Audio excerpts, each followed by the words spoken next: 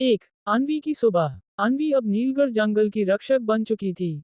लेकिन एक दिन जब वह स्कूल जाने की तैयारी कर रही थी, तो उसने अजीब बात महसूस की। उसके नाना नानी को नीलगढ़ का नाम याद ही नहीं था। कौन सा जंगल? नानी ने हैरानी से कहा। अन्वी का दिल धड़क उठा।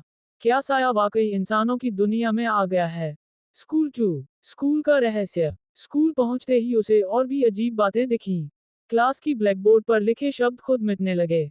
बच्चे अपनी कविताएं भूलने लगे। एक अध्यापिका तक का नाम सबकी जबान से गायब हो गया।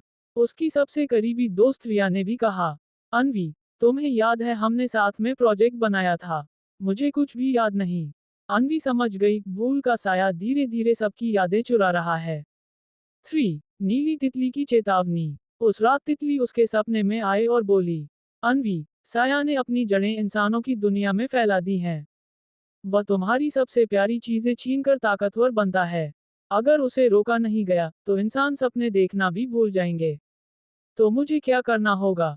अन्वी ने पूछा। तुम्हें अपने ही शहर में 3 भूले हुए निशान ढूंढने होंगे। वही तुम्हें साय की असली कमजोरी बताएंगे। 4. पहला निशान, भूली हुई लाइब्रेरी। शहर की पुरानी लाइब्रेरी अब बंद थी। जब अन्वी वहां पहुंची, तो किताबों के पन्ने खाली थे। लेकिन एक पुराना डायरी पड़ा था, उसमें लिखा था, यादें कभी मिटती नहीं, बस सो जाती हैं। उन्हें जगाना रक्षक का काम है। जैसे ही अन्वी ने डायरी पढ़ी, कुछ किताबों में शब्द वापस लौटने लगे। पहला निशान चमक उठा। स्वर 5। दूसरा निशान, भूला हुआ गीत। शहर के पार्क में एक पुराना फव्वारा था। वहां बुजुर्ग कहा करते थे कि बच्चे गाते थे, लेकिन अब कोई गीत याद नहीं करता। अन्वी बैठ गई और वह गीत गुनगुनाने लगी जो नीली तितली गाती थी। धीरे धीरे बच्चों की भीड़ उसके पास आई। वे सब ने गीत दोहराया। फव्वारा जगमगाने लगा और दूसरा निशान प्रकट हुआ।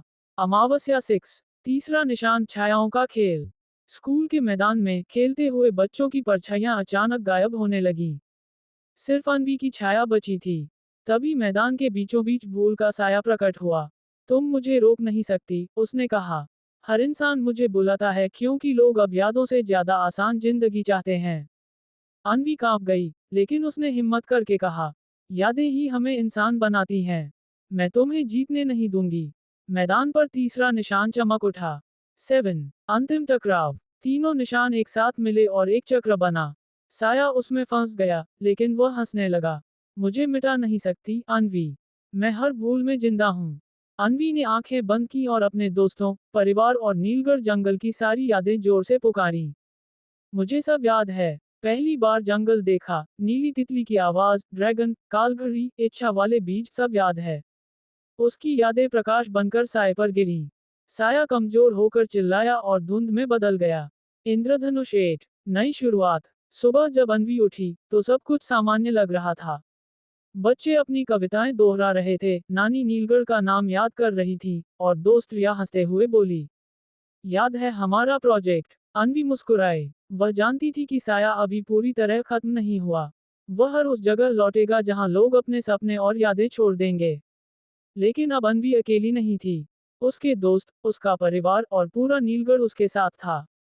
आगे कहानी में क्या होगा जानने के लिए पढ़ते रहिए जादुई जंगल। लाइक और सब्सक्राइब करना ना भूले, इससे हमें आगे और लाजवाब कहानी लिखने की प्रेरणा मिलती है। आप कहां से इस कहानी को सुन रहे हैं बताएं हमें कमेंट बॉक्स में, और कहानी को आगे शेयर भी करें।